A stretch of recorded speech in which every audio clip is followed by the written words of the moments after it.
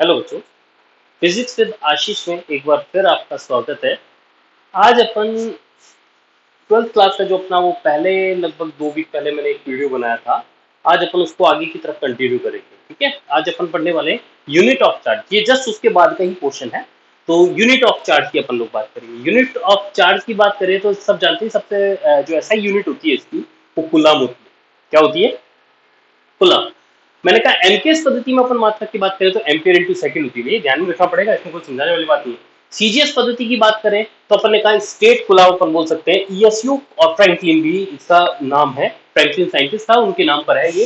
तो क्या है ईएसयू और स्टेट कूलम, ये एक ही चीज है, बस नाम का फर्क है। फिर इसके बाद मैंने कहा इसका विद्युत चुंबकीय मात्रक भी होता है, जो क्या होता है ईएमयू होता है, जिसको हम लोग क्या बोलते हैं एब कूलम। इसकी शॉर्ट फॉर्म होती है स्मॉल ए स्मॉल बी एब, और कूलम का कैपिटल सी। समझ रहे हो? तो ये इसका क्या है ईएमयू, यानी कि मात्रक है, विद्युत चुंबकीय मात्रक है क्या ईएमयू, एब कूलम हम लोग बोलते हैं। अगर एक कूलम की मैं बात करूं तो 1 कूलम इज इक्वल टू होता है 3 × 10⁹ ESU, इलेक्ट्रोस्टैटिक यूनिट। क्या बोलते हैं इसको? स्थिर वैद्युत इकाई, इलेक्ट्रोस्टैटिक यूनिट। ठीक है, जो 1/10 किसके इक्वल होती है? एब कूलम के इक्वल होती है। ठीक है, ध्यान में रखने वाली बात है। ईएमयू और ईएसयू में रिलेशन देखें तो 1 ईएमयू इज इक्वल टू, देखो 1/10 है ना, तो 10 इधर आ जाएगा, तो 1 ईएमयू इज इक्वल टू, ये क्या हो गया एब कूलम का अपन क्या लिख सकते हैं ईएमयू। तो 1 EMU is equal to 3 × 10⁻10 ESU, electrostatic unit. कोई दिक्कत? ध्यान याद रखोगे आप लोग? ठीक है, देखो स्थिर वैद्युत इकाई जो ईएससी होती है वो इसका किसका चार्ज की जो सबसे बड़ी सबसे छोटा मात्रक होता है। क्या होता है? सबसे छोटी यूनिट। और सबसे बड़ी यूनिट होती है फैराडे। क्या होती है? फैराडे, ध्यान रखना। और क्या होता है 1 फैराडे कितने होते हैं? 96,500 कूलम। कितने होते हैं? 96,500 कूलम। कोई दिक्कत? याद रखोगे? ठीक है, ये अपन ने बात की है यूनिट ऑफ चार्ज की। इसके बाद में अपन जो टॉपिक पढ़ने वाले हैं वो है कि भाई कोई भी बॉडी किस तरीके से आवेशित हो सकती है। तो सबसे पहला जो तरीका है, इसको मैं मिटा रहा हूं, आप नोट करना चाहो तो स्क्रीनशॉट ले लो। Very good. अब इसके बाद देखो, इसके बाद मैं आपको बताया था आवेशन किस तरीके से कर सकते हैं, किसी बॉडी को अपन को आवेशित करना है। तो आवेशन करने का जो तरीका है उसमें अपन सबसे पहला देखते हैं कि अपन किसी बॉडी को, दो अलग अलग बॉडी अपने पास है, उन दोनों बॉडी को अगर संपर्क में लेके आया जाए, कांटेक्ट में लेके आए, तो वो क्या हो जाती है? चार्ज हो जाती है। जैसे मैंने कहा ये एक बॉडी है जो कि इंसुलेटर स्टैंड पे पड़ी है, ये एक बॉडी है जो इंसुलेटर स्टैंड पे है, दोनों इंसुलेटर स्टैंड पे है, कुचालक धरातल पे है। ठीक है, मतलब इसका धरती से कोई संपर्क नहीं है, क्योंकि धरती से जब संपर्क हो जाता है तो वो वस्तु निरावेशित हो जाती है, क्योंकि सारा आवेश धरती में चला जाएगा। ठीक है, तो यहाँ पर अपन कहते हैं कि दो अपने पास मान लो, एक तो एक कंडक्टर है, एक कंडक्टर और एक बी कंडक्टर है। एक कंडक्टर में मान लो आवेश है। ठीक है, अब मुझे इन दोनों वस्तुओं को अगर आवेशित करना है, अगर इन दोनों वस्तुओं को आवेशित करना है तो मैं क्या करूंगा? इनको कांटेक्ट में लेके आऊंगा। तो मैंने इन दोनों को कांटेक्ट में लेके आया, देखो ये कांटेक्ट में आई है दोनों वस्तुएं, इंसुलेटर स्टैंड पे पड़ी है। अब क्या होगा, ये दोनों ऐसा मान लो कि दोनों एक समान धातु है, धातु के गोले हैं दो एक समान, जिनकी त्रिज्या वगैरह पदार्थ वगैरह सब कुछ सेम टू सेम है। तो अगर ऐसा है, त्रिज्या भी सेम टू सेम है, सब कुछ सेम टू सेम है, तो ये अपने इसके पास जितना आवेश होगा उसका आधा आवेश दूसरे को देगा। ये ए था और ये बी था, तो इसके पास कितना हो जाएगा?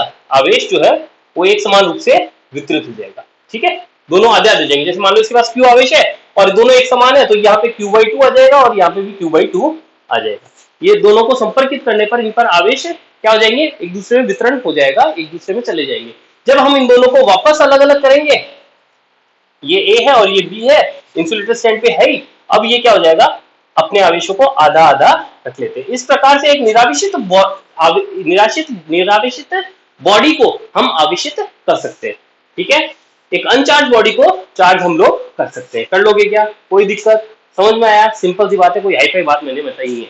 हाँ, दूसरे जो है वो एक और है, किस प्रकार से आवेशित कर सकते हैं। एक तो फिजिकल कॉन्टेक्ट द्वारा मैंने बताई दिया, दूसरा मैं कह रहा हूं प्रेरण द्वारा। समझना इसको भी, ये भी समझने वाली बात है भैया।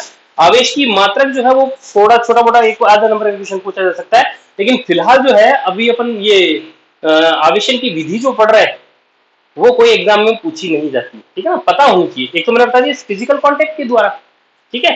दूसरा मैं बता रहा हूं प्रेरण द्वारा, ये थोड़ा देखना, ये अच्छा है, हालांकि पूछा तो नहीं जाता।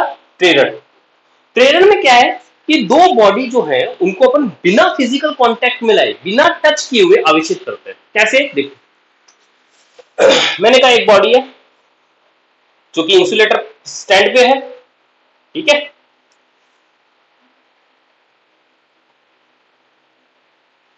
अब मैं इसके पास में एक दूसरी बॉडी लेके आता हूं जो कि मान लो पॉजिटिवली चार्ज है। जब मैं इसको इसके पास लेके आता हूं तो इस बॉडी में उपस्थित इलेक्ट्रॉन इसकी तरफ अट्रैक्ट होते हैं। तो जब इसके पास में ये आ जाते हैं बिना टच किए हुए, एकदम पास में मैं लेके आ चुका हूं, ये प्लस आवेश था इसके पास, इंसुलेटर स्टैंड है ही, मैं बार बार नहीं बनाऊंगा इंसुलेटर स्टैंड, फिलहाल तो बना रहा हूं, ठीक है। जब मैं इसके बिल्कुल, ये तो अभी दूर है, ये जो पास में लेके आता हूं तो ये जो इसके पास जो इलेक्ट्रॉन है वो इस पॉजिटिव चार्ज से क्या हो जाते हैं, पॉजिटिव चार्ज से अट्रैक्ट हो जाते हैं और एक सतह पे चले जाते हैं। मान लो इसको ए एंड कह दिया। जब सारे इलेक्ट्रॉन इधर आ गए तो यहाँ पर इलेक्ट्रॉन की कमी हो जाती है, इलेक्ट्रॉन की कमी जो है उसको अपन धनावेश से दिखा रहे हैं, ठीक है। अब मैं क्या करता हूं, अगले डायग्राम में देखना एक बार, इंसुलेटर स्टैंड है ही, मैं बना नहीं रहा हूं, अंडरस्टूड है, ये पास में था ही, प्लस प्लस प्लस मैंने कहा। अब यहां पर मैंने, चलो बना देता हूं इंसुलेटर स्टैंड भी, ठीक है। यहां पे क्या था, नेगेटिव चार्ज, इसके पास में क्या था, नेगेटिव चार्ज। जो दूसरा एंड है यानी कि बी एंड है, उस बी एंड को मैं भू संपर्कित यानी कि ग्राउंडेड कर देता हूं। क्या कर देता हूं, ग्राउंडेड करता हूं। ग्राउंड करूंगा तो देखो ये प्लस आवेश जो है, प्लस चार्ज जो है वो कहां चला जाएगा, ग्राउंड के अंदर चला जाएगा। ये माइनस चार्ज तो इससे अट्रैक्ट है, ये जा नहीं सकता, ग्राउंडेड हो गया, ठीक है। अब क्या करूंगा, जब ये प्लस चार्ज यहां से निकल गया है तब मैं इसको क्या कर दूंगा, यहां से भू संपर्क भी हटा दूंगा, यानी कि ग्राउंडेड वाला जो पोर्शन है वो भी हटा दूंगा और इसको भी हटा दूंगा। तो ऐसी कंडीशन में ये जो नेगेटिव चार्ज है वो यूनिफॉर्मली डिस्ट्रीब्यूट हो जाएगा, ये पूरी बॉडी में नेगेटिव हो जाएगा। तो देखो एक अनचार्ज बॉडी मेरे पास थी, उसको मैंने क्या किया, बिना किसी फिजिकल कांटेक्ट के द्वारा, किसी दूसरी वस्तु से बिना फिजिकल कांटेक्ट के द्वारा मैंने उसको आवेशित कर दिया नेगेटिव। समझ में आ रही है मेरी बात। अगर इसी प्रकार से ये नेगेटिव होता तो ये बॉडी, ये अगर नेगेटिव होता तो ये बॉडी पॉजिटिवली चार्ज होती। हम इस प्रकार से आवेशित कर सकते हैं। मेरी बात आपको समझ में आ गई होगी, ठीक है। ये है प्रेरण द्वारा आवेशन, ठीक है, चार्जिंग बाय इंडक्शन, ठीक है। नोट करना चाहो तो नोट कर सकते हो, बाकी ये कोई एग्जाम में आने वाला क्वेश्चन नहीं है, बस समझने वाली बात है, ठीक है। अब जो पढ़ाने वाला हूं, ऐसा मानो कि अब ये चैप्टर स्टार्ट होने वाला है। कौन सा चैप्टर पढ़ रहे हैं आपको पता है ना, electric field, electric charge and electric field पढ़ रहे हैं। क्या पढ़ रहे हैं अपन लोग, अरे पता है क्या, पता होना चाहिए बाबू। क्या बताया मैंने, electric charge and electric field. तो मैंने इलेक्ट्रिक चार्ज की बहुत सारी बातें कर ली, कुछ पहले वीडियो में कर ली, कुछ अब वाले वीडियो में कर ली, ठीक है। अब आती है बारी किसकी, एक गुण की, किसकी, विद्युत आवेशों के गुणों की, प्रॉपर्टी ऑफ चार्जेस, विद्युत आवेश के गुणधर्म, प्रॉपर्टी ऑफ चार्ज। सबसे पहली बात देखो, मात्रक की बात मैं कर चुका हूं, हालांकि मात्रक की बात कोई गुण नहीं है, वो उसके अंदर है, नैसर्गिक प्रकृति उसकी होती है। तो मैं फिलहाल जो बात कर रहा हूं, उसके गुणों की बात करूं तो पहली जो बात है वो है कि आवेश की प्रकृति, योज्य, एडिटिव नेचर ऑफ चार्ज। आवेश की प्रकृति कैसी होती है, योज्यता की, योज्य प्रॉपर्टी, योज्यता, एडिटिव नेचर ऑफ चार्ज, आवेश की योज्य प्रकृति, ठीक है। हेडिंग लगा सकते हो, आवेश की योज्य प्रकृति। योज्य मतलब योग, एडिटिव मतलब जोड़। क्या होता है भैया, एक अपने पास निकाय है, ठीक है, उसके पास आवेश है, मैंने कहा माइनस ई, प्लस का 2e, माइनस का 5e, प्लस का 3e, और इस प्रकार से माइनस के, इस प्रकार से आवेश उसके ऊपर वितरित है, ठीक है। तो अगर आपसे ये पूछा जाए कि इस बॉडी के ऊपर कुल चार्ज कितना होगा, total charge of body is, क्या होगा, मैंने कहा algebraic sum of total charge, algebraic sum all the charge. तो एल्जेब्रिक सम अपन बताए तो मैंने कहा माइनस का e, प्लस का 2e, माइनस का e, माइनस का 5e एंड प्लस का 3e। अब अपन इसको सिंपली ऐड कर सकते हैं। तो देखो माइनस माइनस वालों को ऐड कर लो, माइनस ई माइनस का 2e और माइनस का 7e, कितना हो गया, माइनस 7, और ये 2e प्लस 3e कितना हो गया, प्लस का 5e, कितना हुआ, माइनस का 2e बच गया। क्या बचा, इस बॉडी के ऊपर total charge Q is equal to कितना होगा, माइनस का 2e होगा। कोई दिक्कत, मेरी बात समझ में आ रही है? सिंपल सी प्रॉपर्टी है, आनी चाहिए आपसे। 1 नंबर 2 नंबर का क्वेश्चन पूछा जा सकता है थ्योरेटिकली, अगर मैं बात करूं तो 1 नंबर 2 नंबर का क्वेश्चन में जाता है आवेश की क्या लिखो, आवेश के गुणधर्म लिखो। तो गुणधर्म में पहला गुणधर्म मैंने क्या लिखवा दिया आपको, योज्यता। दूसरा गुणधर्म देखना,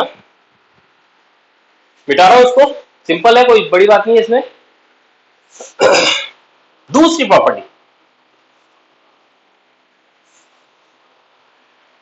आवेश का संरक्षण, कंजर्वेशन ऑफ चार्ज। आवेश का संरक्षण, आवेश सदैव संरक्षित होता है, ना तो उत्पन्न किया जा सकता ना नष्ट किया जाता। ये वास्तव में किसी बॉडी का एक गुण है। आवेश क्या है, बॉडी का गुण है, कोई परिभाषित नहीं कर सकता। ये मैंने पहले वाले लेक्चर में भी आपको बताया था कि इसको परिभाषित नहीं करते। तो आवेश जो है क्या है, एक बॉडी का एक गुण है, ठीक है ना। अब वो उसमें पहले से ही नियत होता है, वो आप नहीं देते हो। या अपन ने अभी जैसे बात की थी कि अपने पास एक चार्ज बॉडी थी, अपन ने उसके द्वारा दूसरी बॉडी को चार्ज किया। मैं खरीद के नहीं लेके आया था आवेश को, वो पहले से ही उसके अंदर मौजूद था, ठीक है ना। तो यही बात है कि आवेश को ना तो उत्पन्न किया जा सकता ना नष्ट किया जा सकता, ये आवेश संरक्षण है। अच्छा, एक एग्जांपल अपने पिछले वाले वीडियो में देखा था, एक बार देखना, मैं दोबारा से कहता हूं कि भैया एक नाभिक है और उसके चारों ओर कौन है, इलेक्ट्रॉन्स है। क्या है, इलेक्ट्रॉन। एक और नाभिक है मेरे पास और उसके चारों तरफ भी क्या थे, इलेक्ट्रॉन थे। याद आ रहा है क्या कुछ? पहले वाला वीडियो देखना भैया, और नहीं देखो तो भी समझ में आ जाएगा, लेकिन देख लेना भैया पहले वाला वीडियो। तो यहां पर मैंने कहा इसके पास जो है मान लो 7 इलेक्ट्रॉन। कितने इलेक्ट्रॉन है, 7 इलेक्ट्रॉन। और इसके पास है मान लो 5 इलेक्ट्रॉन। अरे समझ रहे हो क्या, कोई दिक्कत है? Very good. अगर इसके पास, क्योंकि आप जानते हो कि ये परमाणु है, और परमाणु क्या होता है, उदासीन होता है, न्यूट्रल होता है। एटम क्या होता है, हमेशा न्यूट्रल होता है। और न्यूट्रल है तो इसके पास प्रोटॉन कितने होंगे, मैंने कहा 7 ही प्रोटॉन होंगे, हाँ या ना? अरे जोर से बोलो, जय माता की। तो मैंने कहा 7 इलेक्ट्रॉन और 7 प्रोटॉन है इसके पास। इसके पास कितने, 5 इलेक्ट्रॉन और 5 प्रोटॉन। बोलो हाँ। अरे हाँ, ठीक है। तो ये अपने इतना बात अपन ने पहले भी बताई थी आपको। अब यहां से मैंने कहा इनके बीच में किसी भी प्रकार के अपन ने कोई इंटरेक्शन अपन ने करवा दिया। क्या करवा दिया अपन ने? अरे भैया इंटरेक्शन करवा दिया, अनुक्रिया करवा दी। अनुक्रिया के पश्चात मान लो कि यहां से एक इलेक्ट्रॉन चला गया यहां पर। अरे यहां से एक इलेक्ट्रॉन निकल के कहां आ गया, इसके ऊपर। कितने इलेक्ट्रॉन बचे आफ्टर अनुक्रिया? मैंने कहा 6 इलेक्ट्रॉन। अरे मैंने क्या कहा, 6 इलेक्ट्रॉन। मैंने कहा 6 इलेक्ट्रॉन, और आपने भी कहा 6 इलेक्ट्रॉन। Very good. यहां पर कितने इलेक्ट्रॉन हो गए? मैंने कहा यहां पे भी 6 इलेक्ट्रॉन। अरे यहां पर भी तो 6 इलेक्ट्रॉन होंगे। यहां पर कितने प्रोटॉन है? मैंने कहा 7 प्रोटॉन। यहां पे कितने प्रोटॉन प्रोटॉन है? मैंने कहा 5 प्रोटॉन। बोलो हाँ। इसी प्रकार की बात की थी अपन ने। अब यहां पर मैंने कहा आपको मैंने बता दिया था कि भैया इस प्रकार से यहाँ पे क्या 6 इलेक्ट्रॉन 6 प्रोटॉन को बैलेंस कर देगा, एक प्रोटॉन बच जाएगा, जिसकी वजह से ये धनावेश हो जाएगा। और ये जो है 5 प्रोटॉन 5 इलेक्ट्रॉन को बैलेंस कर देंगे, एक इलेक्ट्रॉन बच जाएगा, ये हो जाएगा ऋणावेश। ये हो जाता है धनावेश और ये ऋणावेश। ये बात अपन पहले वाले लेक्चर में भी कर चुके हैं। अभी फिलहाल जो मैं बात करने वाला हूं, मैं ये बता रहा हूं कि आवेश संरक्षण यहाँ पे कैसे रहा। बिफोर इंटरेक्शन टोटल चार्ज कितना था? मैंने कहा टोटल चार्ज बिफोर इंटरेक्शन ये था कितना? मैंने कहा 12 इलेक्ट्रॉन। प्रोटॉन की बात मैं फिलहाल नहीं कर रहा हूं, मेरे लिए चलो करना चाहो तो कर सकते हो। 7 और 5 12 एक प्रोटॉन थे, हाँ या ना? मैंने कहा 7 इलेक्ट्रॉन 7 और 5 इलेक्ट्रॉन, यानी कि टोटल कितने इलेक्ट्रॉन थे? 12 इलेक्ट्रॉन थे। आफ्टर इंटरेक्शन भी चेक कर लो कितने इलेक्ट्रॉन थे, 6 और 6 12। तो यानी कि क्या हुआ, आवेश संरक्षित रहा। अनुक्रिया से पूर्व और अनुक्रिया के पश्चात आवेश क्या रहता है, संरक्षित रहता है, नियत रहता है। यही क्या है, आवेश संरक्षण का नियम है। बोलो समझ में आया कि नहीं आया? हाँ आया। इसी प्रकार अपन किसी नाभिक की अभिक्रिया, वैसे अपने इसी 12th क्लास में एक चैप्टर आएगा न्यूक्लियर फिजिक्स, उसमें भी अपन देखेंगे कि नाभिक की अभिक्रियाओं में भी क्या रहता है, आवेश संरक्षित। जैसे मैंने कहा बाढ़ में एक ले लिया अपन ने, चलो इसको मिटाता हूं मैं एक मिनट, इसको मिटा रहा हूं एक बार। एक तो एग्जांपल मैंने ये बता दिया किसी भी इंटरेक्शन में, जैसे मान लो रबिंग वाली फिनोमेना में अपन ने कहा कि आवेश क्या रहा, नियत रहा।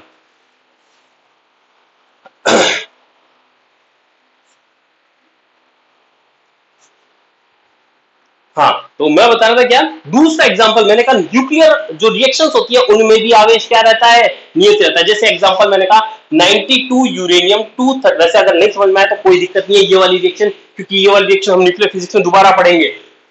238 कितना है, 238। और मान लो इससे अल्फा पार्टिकल रिलीज हो गया, तो मैंने कहा क्या निकला, 2He4 निकल गया। क्या बना, मैंने कहा 90 पर होता है एटम थोरियम, क्या होता है, यूरेनियम थोरियम बन जाता है, और 234 ये होता है, ये बन जाता है। ये तो है क्रियाकारक, ये है उत्पाद, ये है नाभिकीय अभिक्रिया। ठीक है, अब आप देखो कि इसके पास आवेश कितना है। आवेश है, जैसे मैंने कहा इसके ये नीचे वाला जो होता है ये क्या होता है, परमाणु क्रमांक होता है, उतने ही प्रोटॉन होते हैं। तो इसके पास 92 क्या है, 92 क्या है, प्रोटॉन या इलेक्ट्रॉन, एक ही बात है, जितने प्रोटॉन होंगे उतने इलेक्ट्रॉन होंगे। तो 92 अपने पास क्या है, इलेक्ट्रॉन। इसके पास देखना आफ्टर रिएक्शन 90 + 2 यानी कि कितना है, 92 ही तो है। यहां पर भी क्या रहा, आवेश संरक्षित रहा। मेरी बात समझ रहे हो क्या? अरे कोई दिक्कत है क्या आपको? ठीक है, ठीक है, अच्छा, ये इतना काम हो गया। अब अपने ये आवेश संरक्षण वाली बात अपन ने कर ली। ठीक है, आपको समझ में आ गया कि आवेश क्या है, नियत बना रहता है। Before interaction, after interaction charge will remain constant, that is conservation of charge. कोई दिक्कत? ठीक है, अब आगे अपन पढ़ते हैं। ये तो गया दूसरी प्रॉपर्टी। अब हम पढ़ने वाले तीसरी प्रॉपर्टी। तीसरी बहुत ही इंपॉर्टेंट प्रॉपर्टी मैं बोलता हूं, ऐसे ये भी इंपॉर्टेंट ही है, चला के पूछने वाली प्रॉपर्टी है। पूछ सकता है अगला, अगला पूछ रहे हो, ये भी पूछ सकता है कि भैया आवेश संरक्षण क्या होता है, समझाइए। एक नंबर का क्वेश्चन बन गया, पूछ लिया। एक नंबर का क्वेश्चन या 2 नंबर का क्वेश्चन, आवेश के क्वांटाइजेशन, क्वांटाइजेशन ऑफ चार्ज, तीसरी प्रॉपर्टी पे बेस्ड है। क्या क्वांटाइजेशन ऑफ चार्ज, क्या आवेश का क्वांटीकरण, आवेश का। अरे साथ साथ नोट्स बनाते हुए चलना भैया, और आज से स्टार्ट किया है, आज से ही स्टार्ट कर देना। रेगुलर रहोगे तो ज्यादा फायदे में रहोगे। ठीक है, आवेश का क्वांटीकरण, क्वांटीकरण, क्वांटाइजेशन ऑफ चार्ज, ये क्या होता है अभी समझाएंगे। 2 मिनट की बात है, बहुत इंपॉर्टेंट मैं इसको बोल रहा हूँ क्योंकि पर्टिकुलर चलाकर भी पूछी जाती है प्रॉपर्टी। अगर साथ में बोलता है तो साथ में बता देंगे। ठीक है, देखो आवेश के क्वांटीकरण, क्या मतलब आवेश के क्वांटीकरण, पहले चलो मैं सेंटेंस आपको बता देता हूं। देखो, एक निकाय से दूसरे निकाय में आवेश का ट्रांसफर जो हो रहा है वो सदैव एक निश्चित राशि के पूर्ण गुणज के रूप में होता है। यही क्या है, आवेश का क्वांटीकरण। मैंने क्या कहा, मान लो ये एक बॉडी है, ये दूसरी बॉडी है, यहां से आवेश गया या आया, जो भी कुछ हुआ उस कंडीशन में यहाँ पे एक सर्टेन क्वांटिटी, मान लो कुछ भी एक्स है, वो सर्टेन क्वांटिटी क्या है, एक्स। ठीक है ना, उतना ही आवेश, यानी कि ये आवेश इसके पूर्ण गुणज के रूप में ही जाएगा, इंटीग्रल मल्टीपल की फॉर्म में ही ट्रांसफर होगा। मतलब या तो x हो जाएगा, या 2x हो जाएगा, या 3x हो जाएगा। समझ में आ गई क्या बात? समझ लो कि यहां से e जा सकता है, यहां से मतलब x जा सकता है। अब x की जगह मैं आपको बता दूं, यहां पर वो जो सर्टेन क्वांटिटी होती है वो एलिमेंट्री ऑफ चार्ज होती है। क्या होती है? Elementary of charge. Elementary of charge e for 1.6 into 10⁻⁻90, यानी कि ये अमाउंट ही इधर से उधर ट्रांसफर हो जाएगा, या फिर इसके इंटीग्रल मल्टीपल पूर्ण गुणज के रूप में ही ट्रांसफर होगा। यानी कि यहां से एक ई जा सकता है, यहां से 2e भी जा सकता है, यहां से 3e भी जा सकता है, 4e भी जा सकता है, 5e भी जा सकता है, लेकिन 1.5 की बात यहां पर अपन नहीं करेंगे। ऐसा नहीं होगा कि भैया यहां से आवेश चला गया बोले e/2 ना, तो बोले सर 3e/2 नहीं, पूर्ण गुणज के रूप में जाएगा, या तो e जाएगा, या 2e जाएगा, या 3e जाएगा। मेरी बात समझ में आई क्या? मैं इसको थोड़ा सा एग्जांपल से बताता हूं। जैसे मान लो आप दुकान पे गए, है ना, और दुकान पे जाके आपने एक बिस्किट का पैकेट खरीदा, बिस्किट, और उस बिस्किट के पैकेट में मान लो कितने बिस्किट आते हैं, 10 बिस्किट आते हैं। कितने आते हैं? 1 2 3 4 5 6 7 8 9 10। ये एक 10 बिस्किट का क्या है, एक पैकेट है। ठीक है, आप बाजार में गए और दुकान पे जाके बोला था भैया हमको एक बिस्किट का पैकेट दो, तो वो क्या करेगा, या बिस्किट का पैकेट दो नहीं, आपने कहा कि हमको एक बिस्किट दो, तो वो दुकानदार क्या करेगा, वो जाएगा इस पैकेट को लेगा और आपको दे देगा। आप कहोगे नहीं मेरे को तो एक ही बिस्किट चाहिए। ऐसी कंडीशन में वो क्या कहेगा दुकान वाला का, आगे चलो बाबा दूसरे घर पे जाओ, यहाँ पर नहीं मिलेगा आपको, मिलेगा या तो एक पैकेट मिलेगा, या 2 पैकेट मिलेंगे, या 3 पैकेट मिलेंगे। उसको खोल के आपको वो एक पैकेट है, एक बिस्किट नहीं देगा। तो वही बात है, ये जो है वो एक सर्टेन क्वांटिटी हो गई, वो 10 बिस्किट मिलकर एक पैकेट बना रहे, वो पैकेट आपको दे सकता है, 2 पैकेट आपको दे सकता है, उसको खोलकर आपको नहीं देगा। इसी प्रकार मैंने कहा वो जो यहाँ पर पैकेट की बात कर रहा था वो यहाँ पर क्या है, ई है, वो यहाँ पर क्या है, ई। तो वही क्या है, ई दे सकता है, या 2e दे सकता है, या 3e दे सकता है। यानी कि कोई किसी बॉडी पर आवेश का मान क्या हो सकता है, मैंने कहा ne, जहां n जो है इंटीग्रल मल्टीपल है, यानी कि पूर्ण गुणज है, e का क्या होगा, पूर्ण गुणज यानी कि मैंने कहा 0 भी हो सकता है, मान लो नहीं दिया, 1 2 3 4 ये हो सकते हैं डॉट डॉट डॉट पूर्ण गुणज होंगे। समझ गए कि नहीं समझे? अरे समझ में आएगा? यही आवेश का क्वांटीकरण है। एक बार मैं दोबारा रिपीट कर देता हूं, आवेश का क्वांटीकरण क्या होता है भाई? किसी निकाय, एक निकाय से दूसरे निकाय में आवेश का स्थानांतरण क्या है? एक सतत प्रक्रिया नहीं है बल्कि एक विविक्त प्रक्रिया। सतत का मतलब कॉन्टिन्यूस, कि भैया एक लगातार रूप से नहीं जा रहा, क्या है? टुकड़ों के रूप में जा रहा है, एक पैकेट के रूप में जा रहा है। सतत प्रक्रिया नहीं है बल्कि क्या है? विविक्त प्रक्रिया। अर्थात एक निकाय से दूसरे निकाय में जो आवेश का स्थानांतरण हो रहा है वो सदैव एक निश्चित राशि के पूर्ण गुणज के रूप में ही होता है, और वह पूर्ण गुणज वो जो निश्चित राशि होती है उसको हम ई कहते हैं। वो क्या कहते हैं? ई। और उसका मान कितना होता है? 1.6 इंटू 10⁻⁻19 होता है। मेरी बात समझ में आ गई? इस बात को आप लोग आराम से लिख भी सकते हो, थोड़ा सा पॉज कर करके आराम से लिख भी सकते हो, कोई दिक्कत? इस प्रकार से आपके नोट्स भी तैयार हो जाएंगे। कर लोगे क्या? मैं लिखूंगा तो भैया बहुत टाइम लगेगा, आप इसको पॉज करके आप लोग लिख सकते हो, ठीक है? Q = N। ठीक है, अपन ने आवेश का क्वांटीकरण देख लिया। आवेश के क्वांटीकरण पे एक क्वेश्चन अपन लोग करते हैं। देखो कैसा क्वेश्चन, ये मिटा रहा हूं। मैंने 3 प्रॉपर्टी बताई है अभी तक तो, ठीक है ना? एक और प्रॉपर्टी बताऊंगा, पहले इसके ऊपर एक छोटा सा क्वेश्चन अपन देख लेते हैं कि भैया एक निकाय के ऊपर आवेश, कोई निकाय है, कोई बॉडी आपको दी गई है और उस पर आपको कोई आवेश का मान दिया है और ये पूछना चाह रहा है कि ये आवेश उस बॉडी पर संभव है या नहीं है। अगला ये क्या पूछना चाहता है कि ये आवेश जो है उस बॉडी पे क्या है? संभव है कि नहीं है। तो देखो अपन को दे दिया जैसे 1.6, चलो 6.4 इंटू 10⁻⁻34, एक दे दिया 3.2 इंटू 10⁻⁻16, और एक दे दिया आपको क्या? 3.2 इंटू 10⁻+34, और एक दे दिया 6.4 इंटू 10⁻, क्या क्या क्या +16। चलो ये दे दिया, ठीक है? ये 4 आपको आवेश दे दिया। अब आपसे पूछा है कि कौन सा आवेश इस निकाय पर संभव है? कौन सा भी हो सकता है, एक से ज्यादा भी हो सकता है, और कौन सा नहीं है। मेरी बात समझ में आई क्या? आओ अपन चेक करते हैं। भैया कैसे चेक करें? मैंने कहा आवेश तभी संभव है जब n का मान क्या होगा? इंटीजर। n का मान क्या होगा? इंटीजर, पूर्णांक होगा। पूर्णांक होगा यानी कि n का मान निकाल लो, इनके लिए Q/E, ये सब गुलाम है। Q/E। तो भैया मैंने n = Q का मान मैंने देखा ये 6.4 into 10⁻34 divided by E। E for elephant, E for 1.6 into 10⁻⁻19। तो अब अपन इसको अगर सॉल्व करें तो आपको दिख रहा है कि ये तो 4 बार गया, 4 तो आएगा ही आएगा, ठीक है? अब 34 में से 19 ऊपर जाएगा तो ये 19 किसका हो जाएगा? प्लस का। 10⁻19 ऊपर जाएगा तो प्लस का हो जाएगा। अब ये +19 हो गया एक तरीके से, तो 34 में से 19 माइनस कर दो। अरे समझ रहे हो क्या? तो कितना होगा?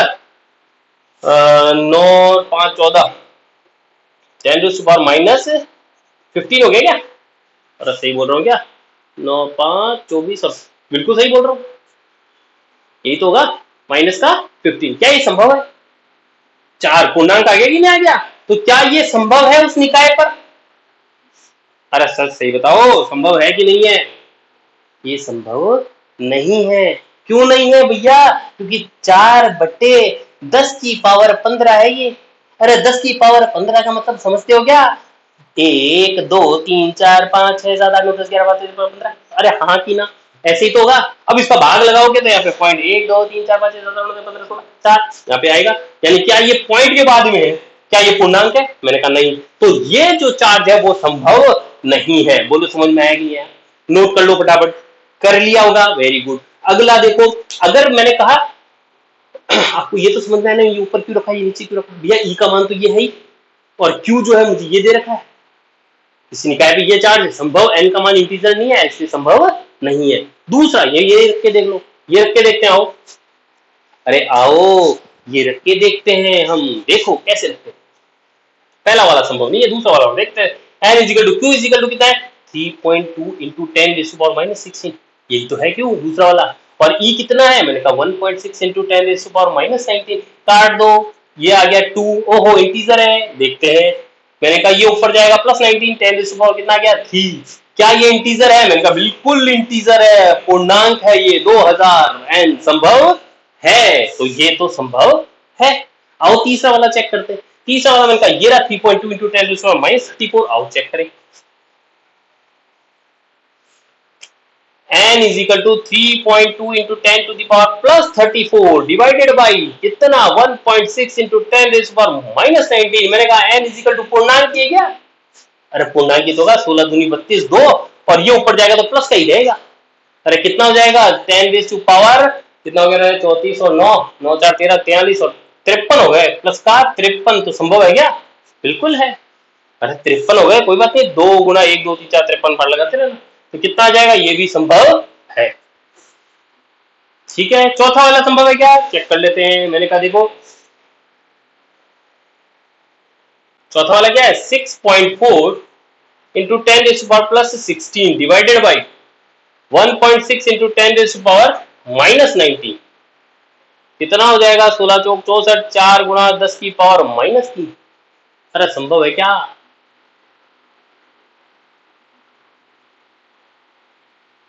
संभव ही है।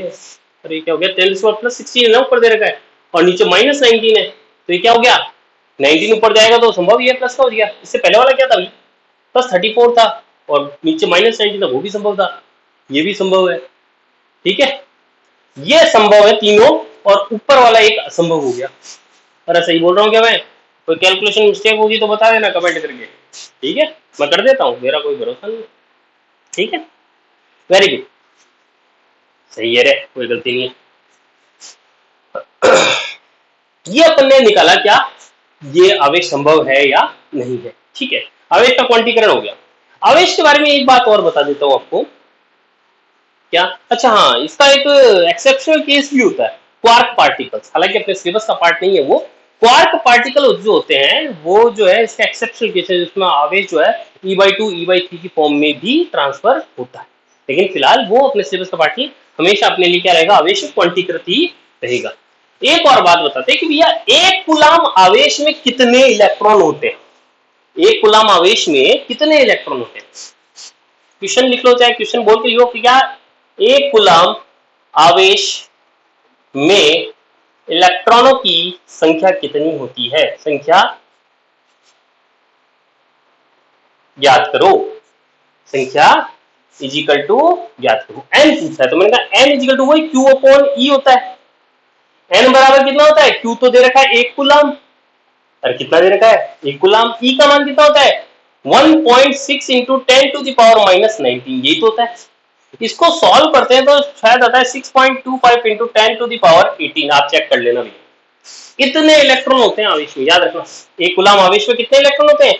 6.25 into 10 to the power 18 electrons. ठीक है, इतने होते हैं। ठीक है, ये आवेश का क्वांटीकरण यहाँ पे अपन खत्म करते हैं। इसके बाद में हम पढ़ेंगे क्या, आवेश का क्वांटीकरण हो गया। अब एक और इंपॉर्टेंट, अच्छा एक प्रॉपर्टी और बच रही है, देखो ये प्रॉपर्टी और क्या है। एक और प्रॉपर्टी की अपन बात करें, निश्चरता, आवेश की निश्चरता, इनवेरियंस ऑफ चार्ज, आवेश की निश्चरता। निश्चरता, आवेश निश्चर होता है, इनवेरियंस ऑफ चार्ज। निश्चर होता है मतलब, अरे निश्चर का मतलब क्या होता है कि भैया आवेश जो है Q, रेस्ट की बात कर लो, इजिकल टू होता है Q मोशन की बात कर लो, कि आवेश रुका हुआ है तो इसका मान जो है वो चल रहा है आवेश, तो इसका मान जो है वो दोनों समान होते हैं। यही क्या है, आवेश की निश्चरता है। क्या है?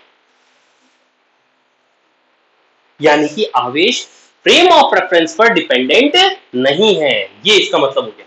ठीक है ना, फ्रेम ऑफ रेफरेंस पर डिपेंडेंट नहीं है, या फिर आप सिंपली लैंग्वेज में लिख सकते हो आवेश निश्चर होता है, अर्थात आवेश जब रुका हुआ है या गतिमान अवस्था है, दोनों में उसका मान अपरिवर्तित रहता है, यही आवेश की निश्चरता है। ठीक है, आवेश के ये चार प्रॉपर्टी अपन ने, ये चौथी प्रॉपर्टी थी। ठीक है ना, ये चार प्रॉपर्टी अपन ने पढ़ ली। अब आता है अपना कूलम्ब्स लॉ। अब क्या आता है, मिटा दे इसको, अरे मिटा दे क्या इसको,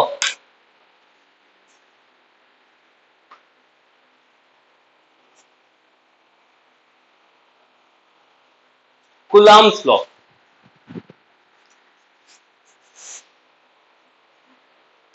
रिफ्लेक्शन तो नहीं आ रहा लाइट का? टेक्निकल टीम बताएं, यहाँ पे कोई रिफ्लेक्शन तो नहीं आ रहा? इस साइड में आ रहा है, इस जगह आ रहा होगा, ट्यूबलाइट दिख रही होगी आपको, ठीक है। चलो उस साइड नहीं करेंगे अपन। कूलाम का नियम,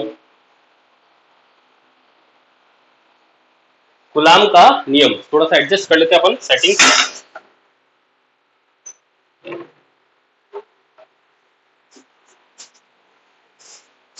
कोई दिक्कत तो नहीं है?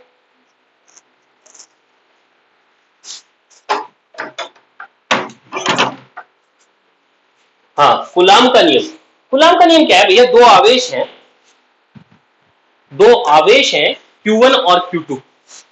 एक तो है Q1 और एक मैंने कह दिया Q2, ठीक है। एक दूसरे से r दूरी पर पड़े।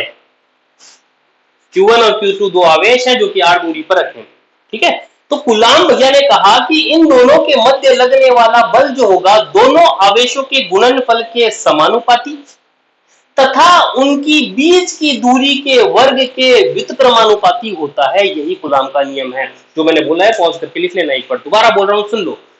दो आवेशों के मध्य लग रहा कूलाम का बल, इनके मध्य में दो आवेश पड़े पास पास, यानी कूलाम का बल लगेगा। तो इनके मध्य लग रहा कूलाम का बल दोनों आवेशों के गुणनफल के तो समानुपाती, proportional to multiplication of charges, ठीक है। इनके गुणनफल के समानुपाती है और इनके बीच की दूरी के वर्ग के व्युत्क्रमानुपाती, यानी कि inversely proportional to R square, ठीक है। ठीक है, दोनों को एक साथ लिखे हैं तो मैंने कहा F is proportional to Q1 Q2 divided by R square, ठीक है। ये प्रोपोर्शन हटाता हूं ये प्रोपोर्शन हटाएंगे तो एक कांस्टेंट आ जाता है 1/4 pi epsilon Q1 Q2 upon R square, जहां क्या है? एप्सिलॉन जो है माध्यम की विद्युतशीलता है। क्या है? परमिटिविटी ऑफ मीडियम, माध्यम की विद्युतशीलता। क्या बोलते हैं इसको? परमिटिविटी। विद्युतशीलता को क्या बोलते हैं? Permittivity of medium. आगे बात करेंगे इन सब चीज की। ये मतलब कुल मिला के ये माध्यम क्या है, इन दोनों के बीच में क्या माध्यम है, उस बात पर निर्भर करता है, ठीक है। यदि माध्यम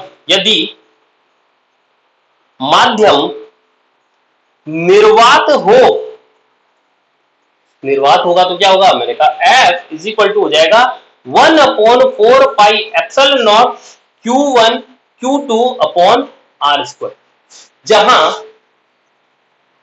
एप्सिलॉन नॉट निर्वात की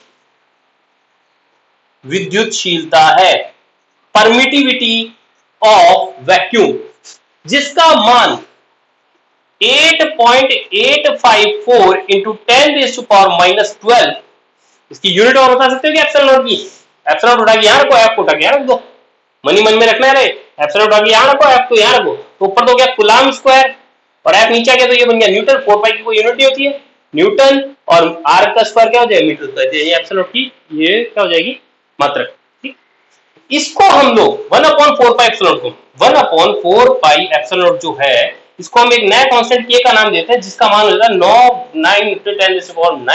और यूनिट की बात करें newton metre square upon coulomb square.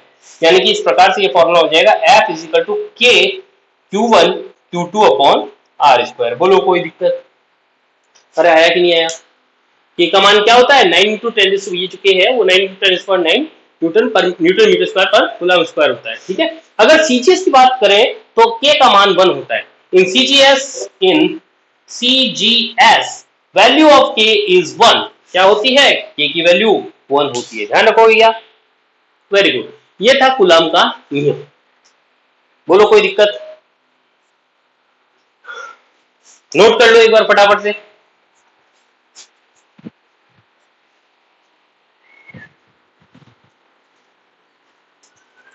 कर लिया होगा नोट? Very good. आज अपन इतना ही पढ़ेंगे, ठीक है, वरना वीडियो थोड़ा लंबा हो रहा है। मैं अभी ये देख रहा था वीडियो लंबा तो नहीं हो गया। आज के समाचार समाप्त होते हैं। नमस्कार।